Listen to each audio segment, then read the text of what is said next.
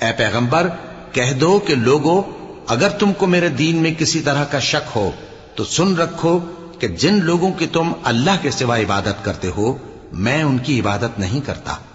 لیکن میں اس اللہ کی عبادت کرتا ہوں جو تمہاری روحیں قبض کر لیتا ہے، اور مجھ کو یہی حکم ہوا ہے کہ ایمان لانے والوں میں ہو جاؤں، اور یہ کہ اے نبی سب سے یکسو ہو کر دین اسلام کی پیروی کیے جاؤ اور مشرکوں میں ہرگز نہ ہونا، اور اللہ کو چھوڑ کر ایسی چیز کو نہ پکارنا جو نہ تمہارا کچھ بھلا کر سکے اور نہ کچھ بگاڑ سکے۔